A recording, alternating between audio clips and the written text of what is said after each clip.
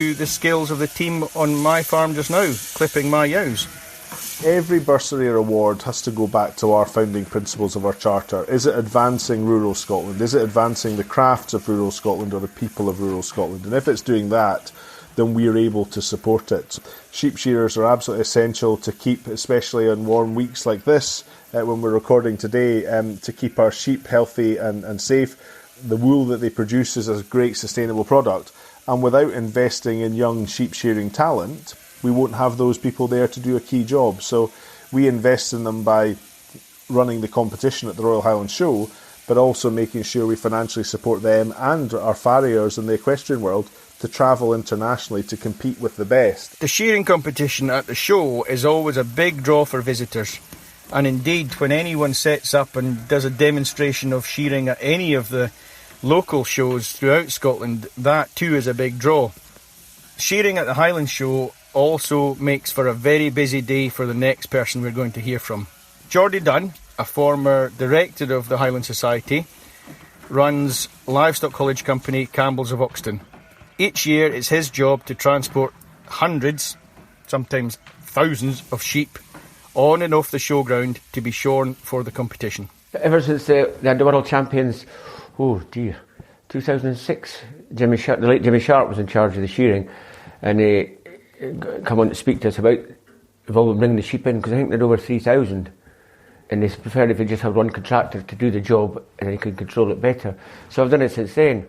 But it's a big job, it's all well planned. They all come locally, the sheep, when I say locally, from Peeblesshire. But the biggest thing is try to keep them dry before the clipping event, because it's quite late for a hog before it gets clipped in the middle of June, when it's usually the 1st of June. You have to get them there that morning, you have to get them there on the straight off the clipping table and back onto the lorry. You're given a timetable by the chief steward when they want the sheep in, from about 7:30 in the morning till about 2 o'clock in the afternoon. So the lorries just arrive at that specific time, so there's not a traffic jam at the shearing shed. So we've now heard from Penny about benefits to a range of younger people offered by RHASS. Mist, quiet. Geordie Dunn was also instrumental in making a fairly major change impacting people at the other end of the age spectrum. We are talking basically about the Royal Highland Society and the awards and bursaries and the sort of things that they do that maybe not a lot of people know of. But I really wanted to speak with you about the long service medals. I understand that when you were a director, you were keen to change the long service medals to make it that it wasn't just about farm workers, is that right? Well, that's right in a way, because farm workers are getting less and less. There's only 1 or 2 in each farm now.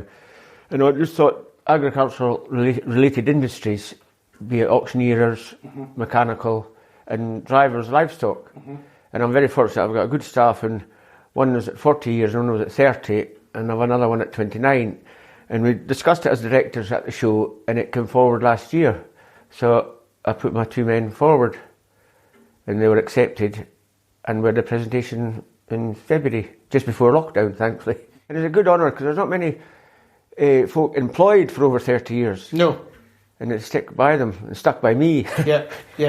So, no, they appreciate it. And you would encourage other hauliers and others involved? Yes, definitely, but you have to watch, it has to be agricultural related. I mean, there'll be other different hauliers, different employment over 30 years, but it's not in the farming side. Yeah. So businesses like machinery dealerships and that sort of thing? Yeah, I think there was a machinery dealer there, I think there's 2 got the long service medal who are at Kelso. This year? Yeah. The drivers enjoyed the presentation and... they did, yeah. Our lunch started at 12:30 and went on to 6 o'clock, and they had a very enjoyable day. Right, they wouldn't be driving home after that? No, the next day. And who were your drivers? Alan Henderson, who's done 40 years here, and William Hill, who's done 30 years. Hello, I'm Willie Hill, and I've worked with Campbell's for 35 years. You were recipient of a Royal Highland Society long service medal? Yes, aye. Does it make 35 years worthwhile? Aye, getting recognition for what you've done all the years, because there's been a hell of a changes over the years from when you started, and aye, things have moved on a lot. It's the same as the whole industry, like whether it's hauling livestock or, well, anything else in the farm, just the way things have moved. Again, I hope so far in this episode you're now starting to see the breadth of people and organisations benefiting from the money you spend on your Highland Show ticket, your Highland Society membership, or your charitable donation to RHASS. It's more important than ever to keep these things in mind in this year when we've lost the show to coronavirus. The loss of revenue to the Society from the cancelled show is estimated at £4.8 million. So that's £4.8 million they don't have to spend on some of the activities we're talking about. Lastly in this episode, we're going to hear from an organisation set up with the support of RHASS and NFU Scotland 100 years ago. It's now a world-class disease research centre working on the behalf of farmers. I'm Professor Lee Innes. I work at the Morden Research Institute. Morden is quite a unique organisation because we are owned and governed by farmers. What we do is we conduct research to try and get solutions to prevent and control livestock diseases. So working with sheep and cattle mainly. We were set up 100 years ago by Scottish farmers. We're actually very proud of our history, that today our ethos and our mission statement is exactly the same now as it was then. The farmers usually prioritise for us which diseases they would like us to work on, but the focus is very much on providing a solution.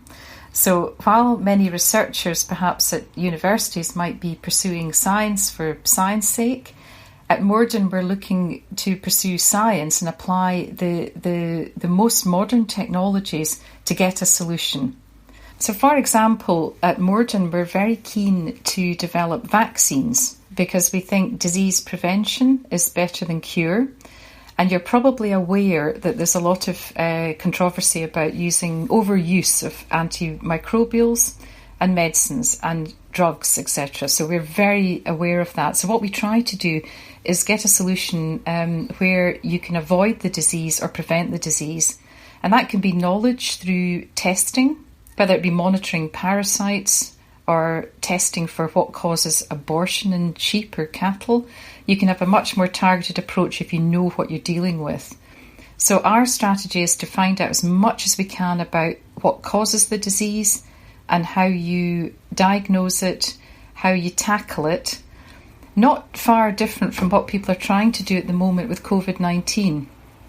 And then when we get a vaccine or something that will work for the farmers, we look to get that commercialised and out there so that they can use it, because it's not much use if it's in our lab and it's not available to the farmers. And we developed recently the first vaccine against parasitic worms, and we commercialised that ourselves to get it out and make it available to farmers. Yeah, so 100 years. This is, did I get this right? This was meant to be a celebration this year of your centenary. Yes, you're absolutely right. This was meant to be a really big year for us because we were celebrating 100 years since we were set up. Of course, with the COVID-19 pandemic, a lot of the plans we had for this year to celebrate our achievements and also a look forward to the future, that all changed in March this year. So the Highland Show, these podcasts are in conjunction with the Royal Highland Agricultural Society of Scotland, and they're focusing on the Highland Show. And I believe that Morden had plans to mark your centenary at this year's show. Yes, we did. Morden had we had a big programme set up for the Highland Show this year. In the old days, when Morden was set up in the 1920s, we started off with, it was an old shepherd's hut on wheels, which was the mobile laboratory. And that laboratory went out into the field and worked with the farmers to find out the causes of diseases. And we thought it would be really good this year if we could resurrect that mobile laboratory and make it a modern, up-to-date bus, as it were. So we've been building this new mobile laboratory and outreach bus, which we were going to launch at the Highland Show this year. It was really to help promote some of the work we're doing. We're working on rapid pen-side diagnostics, which we could demonstrate to farmers. And we've also got the facility within the bus to do a lot of public engagement and outreach work. Because one of the major things we do at Morden, because we have a big membership base, we've got about 12,000 farmer members all over the UK, what we wanted to do is use this to help with outreach. So we can actually communicate a lot of the work we do to farmers, and the Highland Show is a fantastic venue for that. I think with the COVID outbreak, actually, there's a lot more interest in the public with testing, diagnostics, how do vaccines work? And I think the work we've been doing with the Royal Highland Society in education and outreach, although very much on the livestock side, the veterinary side, it's very pertinent at the moment for the public. So we were just very disappointed not to have the opportunity to launch it at the Highland, but we do hope that we will continue the collaboration with RHASS, and we will be taking the bus out to different venues, hopefully later this year or certainly into next year. That's going to be a tremendous resource for us, and it's going to be, from what you're saying, it's going to be a really useful resource for your team too. Yeah, I think it's perfect, and it resonates with our past, but it's also got the future look. So what it's going to do is allow us to get out into the big shows like the Highland, but also to the remote rural communities. So go back to our roots, get out on farm. We can actually take very high-tech stuff on this bus because some of the new techniques we've got now work off our mobile phone. You can do gene sequencing in the field. You can do rapid 5-minute diagnostics. So we want to show the farmers what is available, what we can do to help, and also look at education, look at some getting in about with some of the school kids and working with RHET to say, look, you could have a career as a disease detective. You could get out there, help the farming community, and it's really quite exciting. And this bus will enable us to do all of that. And being a mobile unit, it's got great potential. The relationship with RHASS goes back right to the very beginning then? Yes, it does. In fact, we were interested, we were looking up the history of the organisation, obviously for the centenary this year, and it was put together by RHASS and the National Farmers Union of Scotland, initially to get a group of flock masters together. So these would be the very proactive sheep farmers after the war. The major problems they had was that their sheep were dying of all sorts of different diseases. So they got together, formed an association. So it's a really good example of farmers working together to help themselves. And I say I'm very proud that here we are 100 years later. We're now a big international research organisation. We're known across the world for our work, but we're still owned and governed by farmers, which I think is a huge achievement. And therefore, the work we do is entirely relevant to what they need. And I think certainly in the scientific world, people go on about is how important it is to have impact of your work and make your work relevant. Morden, in fact, has been doing that ever since they were set up.